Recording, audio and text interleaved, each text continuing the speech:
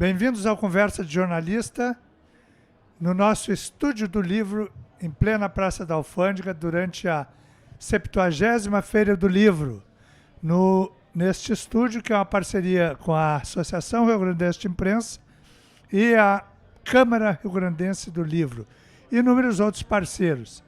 Eu sou Wilson Romero, diretor de Direitos Sociais e Imprensa Livre da nossa Associação Rio Grandense de Imprensa, e recebemos hoje, com muito carinho, um dos nossos diretores, mas também um grande profissional e defensor das causas dos profissionais da imprensa, Celso Augusto Schroeder, que também é diretor de assistência social da ARI, mas que eu pergunto já desde logo, quem é Celso Schroeder no meio da defesa do profissional e, acima de tudo, da liberdade de imprensa? Principalmente lembrando, e depois nós vamos conversar, sobre o último trabalho dele para a associação, que foi ilustrar a edição número 1 do Entrevistas Póstumas. Por favor, Schroeder, bem-vindo. Obrigado, Romero. É sempre um prazer. Primeiro, vir à feira, né? Chegar na feira aqui sempre é uma grande satisfação, memória desses anos todos. Eu estava contando para a minha neta, que está comigo aqui, que eu venho há 50 anos na feira. 50 anos eu venho da feira. Quando eu cheguei de Santo Ângelo, uma das primeiras coisas que eu fiz foi vir à feira. Depois participar da atividade de vocês aqui, da Associação Rio Grandense de Imprensa, que também me orgulha muito ser diretor, participar, apoiar, né, os eventos e os materiais produzidos pela ARI. E, bueno, sou, antes de mais nada, jornalista, né? Sou um jornalista e um cartunista que, desde o primeiro momento, optou por militar na atividade jornalística, mas, ao lado disso, militar em prol do jornalismo, né? Ou seja, reconhecendo no jornalismo um elemento decisivo para a democracia, importantíssimo para a democracia. Aliás, eu troquei a arquitetura pelo jornalismo exatamente para poder militar mais em defesa da democracia, naquele momento ainda, né, ou seja, no final da ditadura, e o jornalismo me pareceu o local melhor para atuar. Permaneço nele até agora. E é sempre uma grande honra estar contigo aqui. E hoje tu tens também uma atuação muito firme na nossa estrutura de defesa da categoria, na estrutura sindical, tanto na Federação Latino-Americana quanto na Federação Nacional, junto com a nossa querida Samira Castro, é isso? Isso. Bem, foi um caminho natural, né? Ou seja, foste presidente do sindicato aqui, depois da própria FENAGE. A primeira coisa que eu fiz quando eu me formei lá na FAMECOS, a primeira coisa mesmo eu fiz, quando eu peguei... Só um break. Celso Schroeder foi meu orientador na conclusão do curso de jornalismo na FAMECOS, que eu agradeço imensamente. Com grande prazer. E a primeira coisa que eu fiz quando eu me formei, quando eu consegui o registro profissional, né, eu saí da DRT após a formatura lá da FAMECOS, foi vir ao sindicato me registrar, me sindicalizar.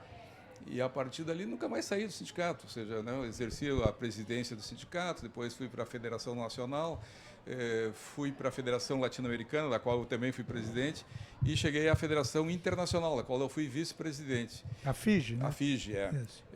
Obviamente, são atuações com graus diferentes, mas é o mesmo princípio, a defesa do jornalismo e da atividade profissional. Eu sempre me reconheci como um profissional, e, aliás, eu sou o único cartunista do mundo que chegou à presidência de uma organização jornalística, porque normalmente os cartunistas acabam se identificando e se reconhecendo muito mais como artistas, como jornalistas. Não é o meu caso.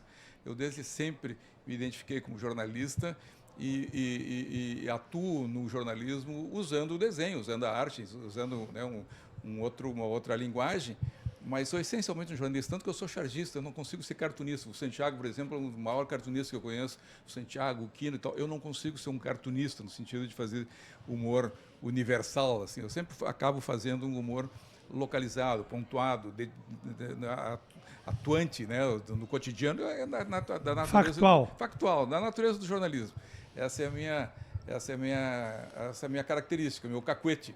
Vocês têm uma produção coletiva ainda, né? Como é que chama? Sim.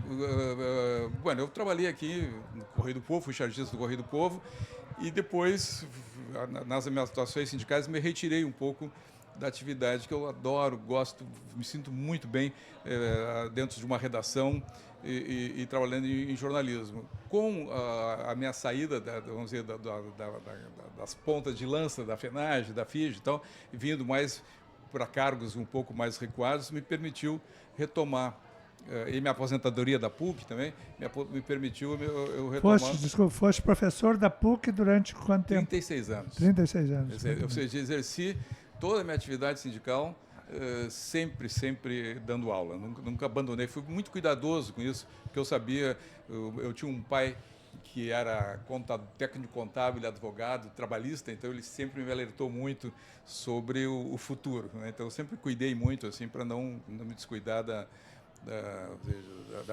do que ainda felizmente existe no país, né, que está sendo degradado aos poucos, que é a possibilidade da aposentadoria, né, de de ter uma sobrevida digna. Digna, razoavelmente digna. É claro que a gente perde muito o poder aquisitivo, mas ainda é possível, né, aposentar-se depois de dedicar 40 anos de trabalho, tu poder usufruir um pouco desse benefício estatal, né? Que afinal de contas o país tem, e outros países não têm, os Estados Unidos não têm. Ou seja, se tu não pagar um seguro, tu te aposenta sem se tu não tiver a previdência privada, que é mercado, né? Nada, não consegue te aposentar. É uma indústria. Então aqui agora aposentado, nós daí na pandemia, para não enlouquecer, resolvemos, eu banquei junto com o Schuster, Marco Antônio Schuster e outros cartunistas e tal, bancamos o Grifo, que está chegando no 4º ano agora. Em outubro chegou no 4º ano, número 50, de uma publicação de jornal de humor, que me dá um grande prazer fazer, que nos permitiu a todos transitar pela pandemia com uma certa sanidade. E agora nos apresenta a possibilidade de atividade mesmo, né? Mas o Grifo tem um conteúdo político também. Grande. É a geração, é a nossa geração. Que é o que gera, que é o que gera o humor. Não tem o Brasil, não é? Né? É um país que o humor sai sempre tem pauta. E no Rio Grande do Sul, o humor gaúcho é muito politizado. Quando me passou pela cabeça fazer o Grifo, a primeira, obviamente, a publicação que me lembrou era o Pasquim, porque eu venho do Pasquim, optei pelo jornalismo, saí da arquitetura, optei pelo jornalismo, influenciado pelo Pasquim. E o Pasquim sempre foi isso, né? Desenho, a humor, crítica. Mas uma crítica política muito forte, né? Muito forte. A tradição. O Pasquim sempre homenageou o Torelli, né? A Porelli, o barão de Tararé, né? Da batalha que não aconteceu. E o Barão Gaúcho aqui tinha por princípio esse humor forte, carregado, mas sempre crítico, né? Político, assim. Essa é a nossa Nunca tradição. venal, mas pontual, factual. Factual, que usa muito o jornalismo, né? Isso. Tanto que o barão de Tararé, o Aporelli, ele tinha um jornal fictício, que não era fictício, que imprimia, né? Que era A Manha, que o próprio jornal era uma crítica à Manhã, ao jornal do Rio de Janeiro, que ele criticava muito, né?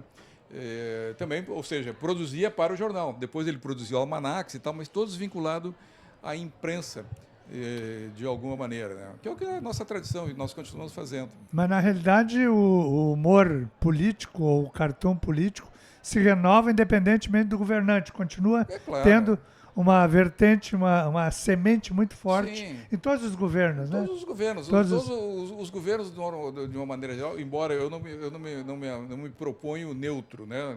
Nunca fui neutro, nem quando eu trabalhava com o Correio do Povo, nunca me exigiram isso, porque sabiam que eu não seria neutro. Não sou neutro, eu tenho posição, visão de mundo e tal, política e tal.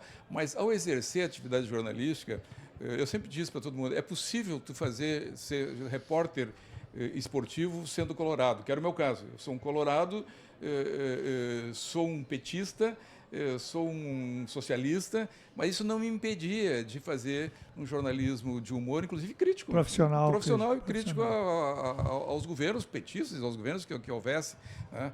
Eu acho que o jornalismo, essa é a grande virtude do jornalismo. O jornalismo tem ferramentas que te permitem tu transitar nesse mundo, independente das tuas posições, com uma certa objetividade, entende? Olhando o mundo e contando o mundo com a objetividade que é necessária para as pessoas compreenderem, quem está te ouvindo, quem está te vendo, quem está te lendo, possa entender do que tu está falando, né?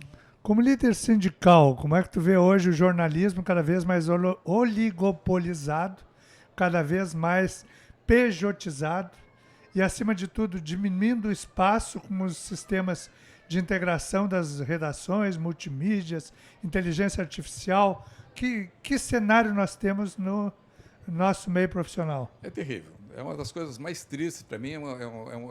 Isso sim é uma sensação frustrante. Ou seja, de perda. De perda. Chegar na minha idade, depois de tanta atividade sindical, depois de tanta atividade profissional, e tu vê, não só os espaços sindicais, não só os espaços de garantia de uma vida digna dentro da atividade profissional, de um salário razoável, de condições de trabalho, mas a própria essência da profissão se esvaindo, se esgotando, né? Acho que por uma série de equívocos, inclusive, produzido por nós mesmos, ou seja, não perceber que as tecnologias que estavam vindo não eram tecnologias neutras, sequer ideologicamente, né? Ou seja, elas traziam embutida um elemento narcisístico que é essencialmente antijornalístico, né? Ou seja, então essa tecnologia ela atua contra o jornalismo na sua essência, na sua natureza, o que, por exemplo, a imprensa, nem a televisão, nem o rádio fizeram isso. Essa tecnologia que apareceu agora, ela é antijornalismo no sentido de ser antipública. Ela é privada, ela reproduz os anseios narcisísticos de cada um. Então, a profissão tá muito esgotada. Eu não sou daqueles que acham que vai acabar. Eu acho que o mundo precisa do jornalismo. Acho que o jornalismo é essencial para a democracia e para a esfera pública. Embora a democracia e a esfera pública esteja ameaçada no mundo, né? Então, não é à toa. Isso não é um fenômeno não é um brasileiro, fenômeno, é mundial, a gente mundial, sabe. É mundial. Então, Tá? me O parece produto comunicação imparcial, esclarecedor, isento, está ameaçado, contaminado por todo o conjunto de tecnologias que hoje tomam conta, né? Com inúmeros comunicadores, entre aspas, que ocupam o espaço com a pseudo-informação ou a desinformação, né? E a prova de o quanto o jornalismo é necessário é que a ameaça do jornalismo se dá no mesmo momento e na mesma intensidade, ela se confunde com a ameaça à democracia. Ou seja, a democracia ela não subsiste sem o jornalismo e o jornalismo não sobrevive sem a democracia. Então, a ameaça é uma ameaça muito séria e por isso a minha, assim, obviamente não é minha, é compartilhada, tenho certeza por todos nós, essa uma certa perplexidade frente a uma tecnologia que é preciso reagir. Eu acho que é possível reagir, eu acho que é necessário regulamentar, regular, humanizar as tecnologias, atribuir às tecnologias uma dimensão humana que nesse momento elas não têm. E por isso estão nos ameaçando, não só o jornalismo, ameaçando a humanidade como um todo. Eu não sou pessimista, eu sou tristemente realista. Eu acho que o momento não é bom.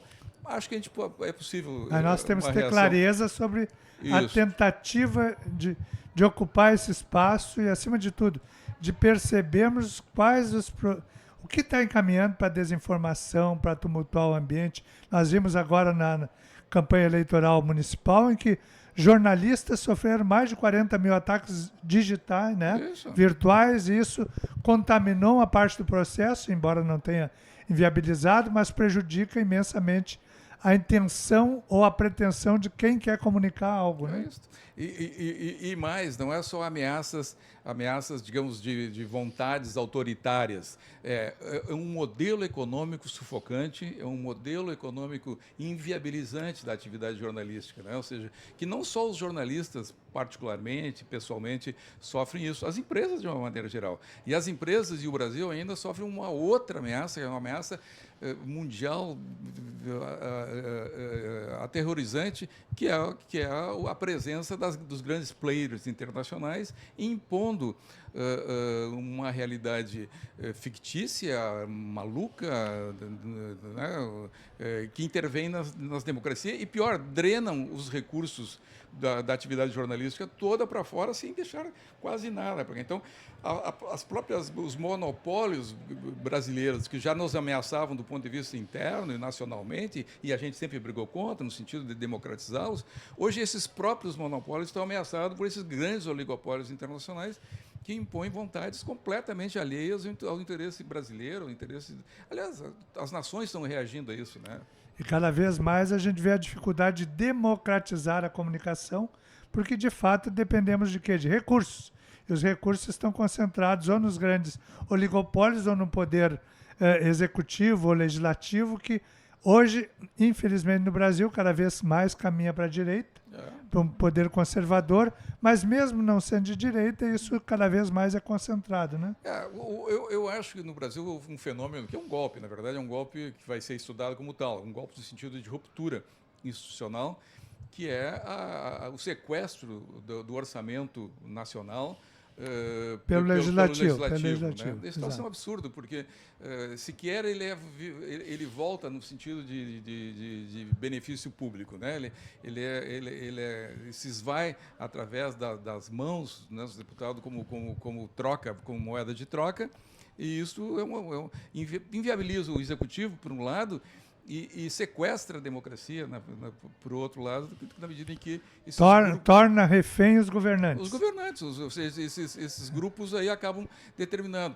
O que mostra, né, o quanto o equilíbrio é sutil, delicado entre os poderes que compõem a democracia. O Rui Barbosa me dizia que a pior ditadura era a ditadura do judiciário, porque o judiciário imporia uma ditadura inquestionável a partir das leis. Eu posso dizer, é tão ruim quanto uma ditadura do judiciário, a ditadura do executivo, que nós já tivemos no Brasil durante quase 30 anos, e é tão ruim quanto essa ditadura que se estabelece no país, do legislativo, que sequestra os recursos, né, e impõe vontades completamente degradadas, que é o pior, né? Ou seja, a degradação da política brasileira é uma coisa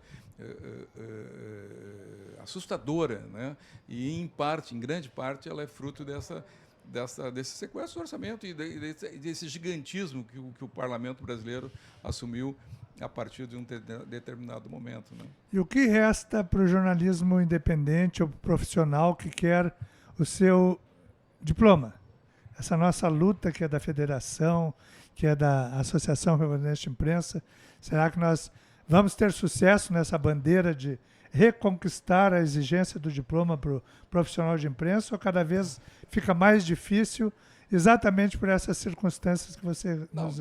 Ficou mais difícil, eu não duvido nenhuma. Eu tive momentos, tu passaste comigo, quando nós perdemos a obrigatoriedade de diploma, foi uma decisão do Gilmar Mendes, que atendia interesses, obviamente, de forças políticas que tinham na Rede Globo o seu grande centro, mas também a partir do Congresso Nacional, que queria enfraquecer o jornalismo de alguma razão. Mas nós crescemos em um certo momento, né? Ou seja, depois da retirada do diploma, nós conseguimos aprová-lo no Senado com uma PEC, no meu mandato da FENAGE. Eu imaginei que dali em diante nós conseguiríamos recompor. Aquela de autoria do Paulo Pimenta, do Paulo Pimenta, no Senado era do Valadares. Na Câmara do Paulo Pimenta. Carlos Valadares. Isso, que seria apensada agora na Câmara dos Vereadores. Nosso azar... Na Câmara dos Deputados. Na Câmara dos Deputados. O nosso azar, né, é que no ano em que isso ia acontecer, o Eduardo Cunha, que estava disposto a fazer... Não, ele estava disposto, inclusive, porque a mulher dele era jornalista, sim. Só que aconteceu aquele tornado, né, esse tornado político, que nunca mais parou no Congresso Brasileiro e que nos inviabilizou nesse momento de sequer apresentar a PEC como possibilidade, porque corremos o risco de ser derrotada e aí ser enterrada. É melhor não colocar em votação quando não tiver garantia de ter os 308 votos que é o necessário. Que foi assim, sob pena, né? Isso, foi assim que nós conseguimos no Senado. Nós ficamos 5 anos no Senado negociando. Eu passei dentro do Senado boa parte dos meus mandatos lá negociando com o Sarney. Até que houve um momento que houve consenso e tal, e conseguimos aprová-lo com imensa maioria, né? 60 votos de 80. Vamos esperar que as condições melhorem e que a gente possa voltar a uma certa normalidade na Câmara também para a gente retomar. Eu não tenho muita esperança pelo cenário hoje de um Congresso extremamente conservador e tendendo a aumentar esse centrão ou direita, isso, né? Isso. Ou extrema-direita dominando lá, principalmente com o novo cenário e a perspectiva resultante da eleição municipal, em que houve um crescimento muito grande das E para a extrema-direita, obviamente, o jornalismo atrapalha de uma maneira geral. E o bom jornalismo atrapalha muito mais. Então, eles não são burros, não são ignorantes, não são idiotas, sabem que uma formação universitária e um registro e uma organização profissional melhora a atividade profissional e, portanto, desorganizar isto sempre é um propósito dessa gente. Celso Schroeder, desde logo também eu quero agradecer a sua participação na edição número 1 do Entrevistas Póstumas, que você fez com seu brilho, do seu traço, a ilustração. Na primeira edição nós reunimos uma pleiade de profissionais para recuperar um pouco do que haviam escrito Barão de Tararé, Augusto Meyer, Barbosa Lessa, Carlos Nobre, José Guimarães, Mário Quintana, Lia Luft, Moacir Scliar, Sérgio Jockmans e tantos outros. Então, eu quero também, em nome do Estúdio do Livro, do nosso Conversa de Jornalista, agradecer o brilho dessa pauta que envolve uma série de temas que nós sabemos que temos que aprofundar a maior parte deles, mas hoje, com o espaço que nós temos, deixo aqui para tuas considerações finais, reiterando o nosso agradecimento à participação na Conversa de Jornalista. Não, eu que te agradeço, é um prazer abrir aqui aleatoriamente e peguei a parte do Carlos Nobre. Esse é o meu desenho do Carlos Nobre e é um dos que eu gosto, aliás. Esse livro foi muito interessante. Quando eu falei o ano passado, esse livro eu fiz num dia.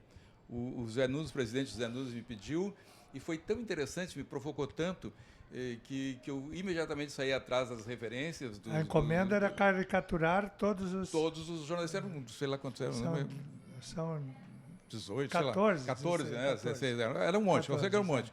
E, alguns difíceis, eu não sou um caricaturista muito eficiente, embora eu tenha feito caricatura muito tempo no Correio do Povo, mas não sou a minha especialização não é caricatura. Mas saí atrás, fiz, e foi um grande prazer fazer, e fiz tão rápido que me surpreendeu. Isso eu disse, olha, eu fiz num dia e meio, mais ou menos, as 18 caricaturas, que não é uma coisa muito simples de fazer. Eu desenho muito rapidamente, mas foi um grande prazer, e é sempre um grande prazer ajudar a nossa Associação Rio Grandense de Imprensa. Obrigado, professor e mestre Celso Augusto Schroeder, pela sua participação na Conversa de Jornalista.